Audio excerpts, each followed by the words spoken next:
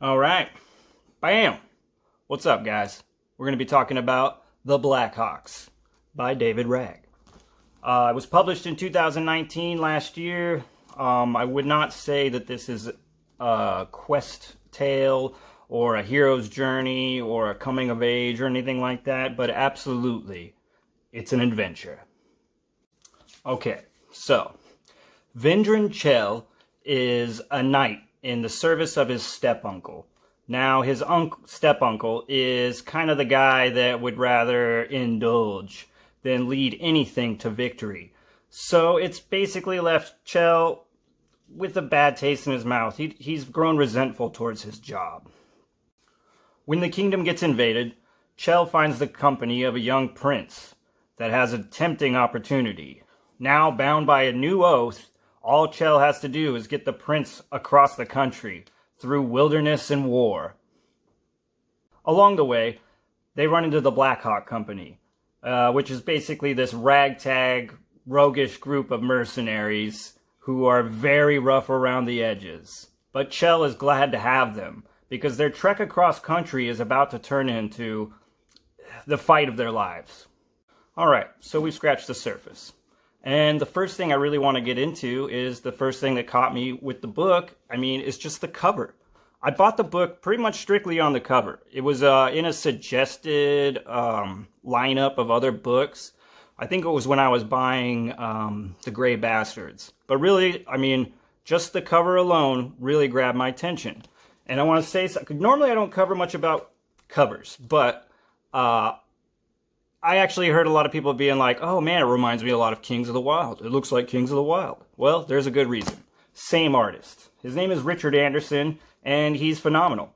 So I actually looked him up, and I found out, geez, man, this guy it's not just the Blackhawks. It's not just Kings of the Wild. This guy has an extensive portfolio. This guy has done a lot of book covers for books. And I made a little bit of a list, so let's talk. Let's say Kings of the Wild, Blackhawks, Forgetting Moon by Brian Lee Durfee, The Sunset Mantle, Dinosaur Lords, the Oathbreakers saga. These are just a couple of the many. So, good on you, Richard Anderson. We approve. I think next I really kind of want to get into something I guess I didn't like, con for me about the book. And that would really just be the beginning part. Part 1 covers about 70 or 80 pages. It was a bit rough for me. David Wragg is obviously a very descriptive writer, and that's something I kind of can have hang-ups with, but he's a good writer. He didn't lose me there. How I got lost a bit was in the dialogue. Because for some reason in the first part of this book, he chooses not to use he said, she said, nothing so the reader can discern who's talking. It's very confusing. You'll read all this dialogue and you're kind of left going, who said that? No need to really worry too much about this, though, because it does change. I would say as soon as you get into part 2 of the book, it would be somewhere around page 80 or 90 or so, it changes quite a bit. He starts to use the he said, she said, and you're able to really tell who's speaking. The confusion is gone, and you've gotten your grips, your bearings, and it becomes much easier to read, and it just gets really good. All right, so the next thing I really want to get into about the book that I liked, loved, was the action. The action in this book is great. It is brilliantly written. I would say the way that David Wragg writes his action is very believable. It's very understandable, as well as the way he writes taking damage is like poetry. It's very beautifully written, and it's a pleasure to read. Another thing I want to talk about that I just don't really talk about that much in books because I don't think it's as prevalent as it is in this book is the humor. The humor in this book is relentless, and it's also foul-mouthed humor. There is just the most creative name-calling going on in this book. I personally loved it. I would say, though, the amount of potty-mouthing in this book could turn some off. I'm not, I swear like a sailor. So for me, this, in a messed up way, was like music to my dirty ears. But I have to admit that this will probably turn some people off. So just beware. There's cursing in the book from beginning to end. It doesn't stop. But it's great. So the book, I would say, is way more character driven than anything else.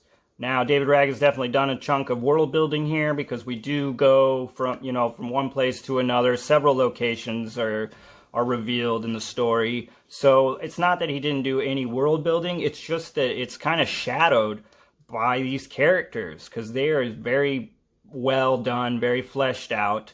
I know that he's being compared to like Lynch and Abercrombie, but I would say that, yeah, man, like he definitely put at least time into fleshing out his characters, similar to like what Joe Abercrombie does.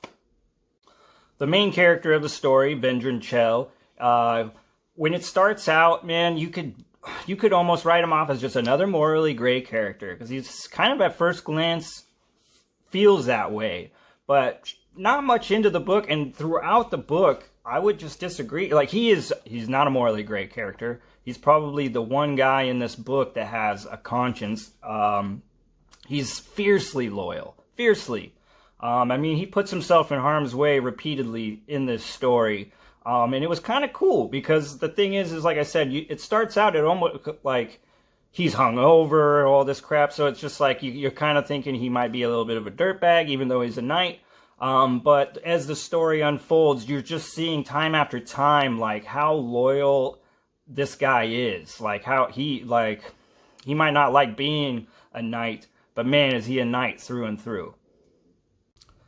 We got the young Prince Tarful, who is really like the punching bag throughout this story.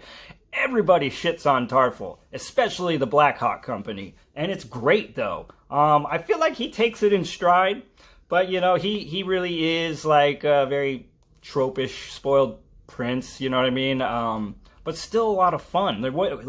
Is it like he's kind of written as this annoying character, but like you still enjoy him. Like, his annoyingness isn't annoying, I guess. I don't know if that makes fucking sense, but I think my favorite part of the book with Tarful is just when he's scared and he's like pointing at the danger, and he's doing like a Three Stooges kind of deal. He's so scared, he's just like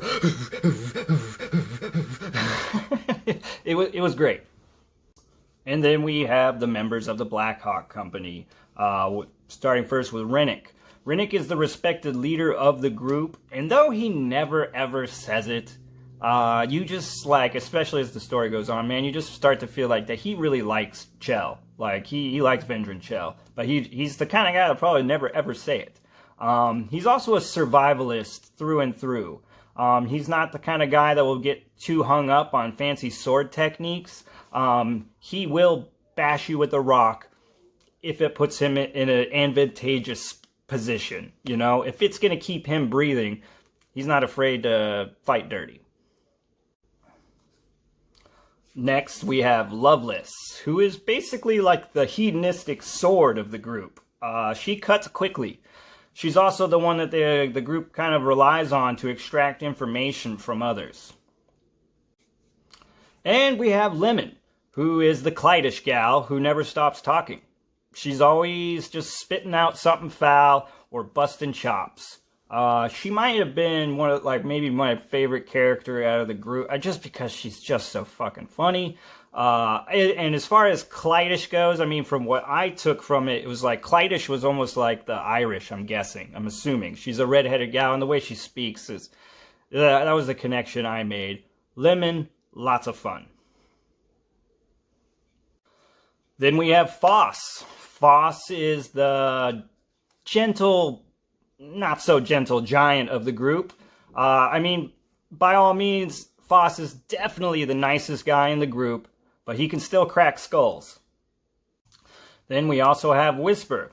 Now, she's the silent type. She's also pretty much like the scout of the Blackhawk Company. And then last but not least, we have Spider. And Spider is just full-on frightening. He's a killer. And that's about it. He's also the one that's got, like, self-interest out of all the members of the group. So, I mean, in the end, I would say I love this book. Even with the rough beginning, yeah, I love this book. Once I got into it, I couldn't put it down. David Wragg's writing challenged me a little bit. I normally try to look for something a little bit more straightforward and not as descriptive, but man, he's got some beautiful writing, and it's great when it's combined with that foul dialogue. It was just a beautiful juxtaposition.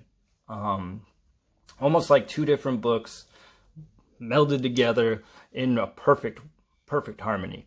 Yeah, it was just good. So I would say also the tone in this book, it's probably going to be kind of marketed as a grimdark novel, though I have a hard time saying it's a grimdark book. It's just, there's a lot of hope in here.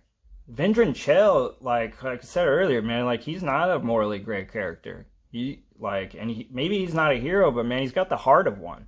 And that really keeps this like certain aspect of hope throughout the whole book, which made me feel way more like I was reading a fantasy novel versus like a grimdark novel. Now, the action, the bloodshed, the violence, it's through the roof. It's definitely on a grimdark scale.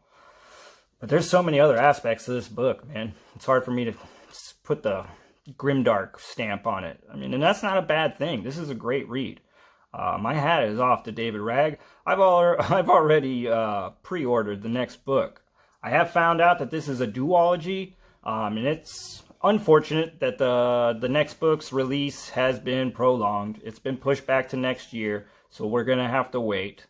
But I'm sure it's going to be worth the wait. If it's anything like the first book, I'm going to be very, very happy. If it's better than the first book, I'm going to be screaming. So, now also, as far as my 2 cents for the slow and the struggling reader, man, I feel like this book could be read by either.